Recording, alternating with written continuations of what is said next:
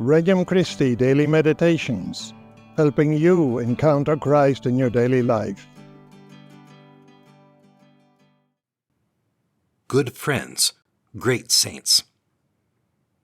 A meditation for January 2nd. From the Gospel of John, chapter 1. This is the testimony of John.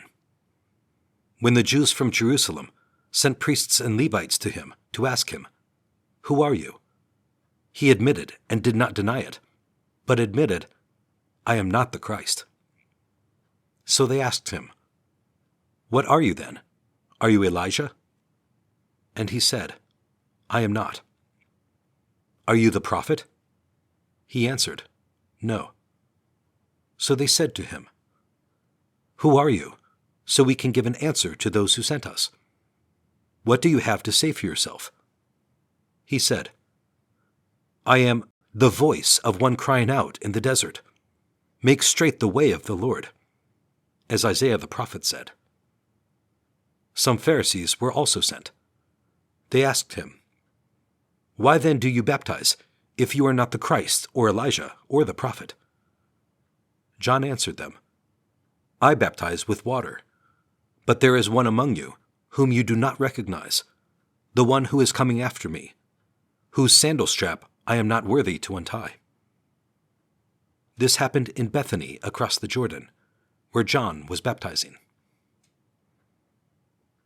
Opening prayer. Lord, transport me to Bethany across the Jordan as I reflect on this prophecy of John the Baptist. Encountering Christ. 1. Who are you? When John the Baptist was asked this question by the Jews from Jerusalem, he knew how to answer. He told them who he was not. He was not the Messiah, not Elijah, not a prophet. Do we know who we are not? Of course, we know we're not God, right? But isn't that exactly how we act when we take on difficult circumstances without praying first? Or judge someone offhandedly? Or put our agenda before the person's standing in front of us? Lord, you told St. Catherine of Siena, "You are she who is not, whereas I am he who is." I am nothing and can do nothing without God. 2. Who are you? I am a voice of one crying out in the desert.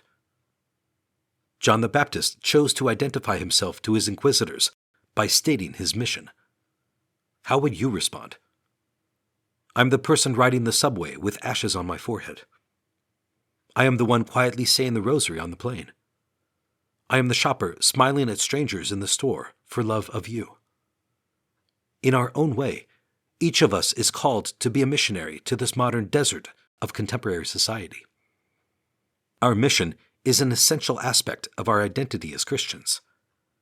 The missionary who, despite all his or her human limitations and defects, lives a simple life, taking Christ as the model, is a sign of God and of transcendent realities.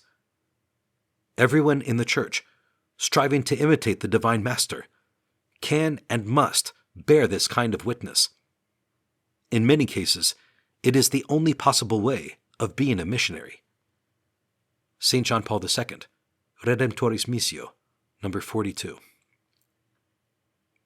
3. The greatest.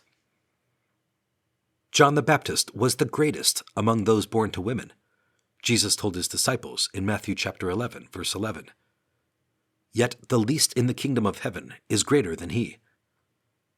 Like John, Saints Basil and Gregory, whose feasts we celebrate today, were truly great men, best friends, bishops, and doctors of the Church.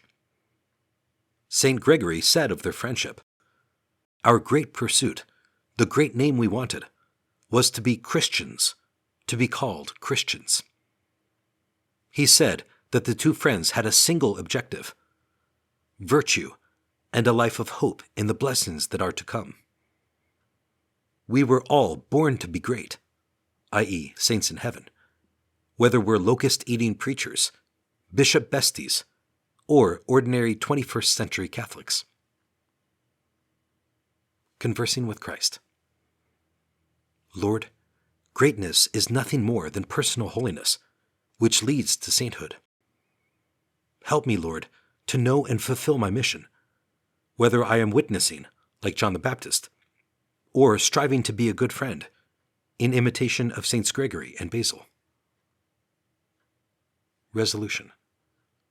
Lord, today by your grace, I will reflect on my most fruitful friendships. How do they bring me closer to you? I will make an earnest effort to incorporate faith into a conversation with a friend. Visit our website at regnumchristi.com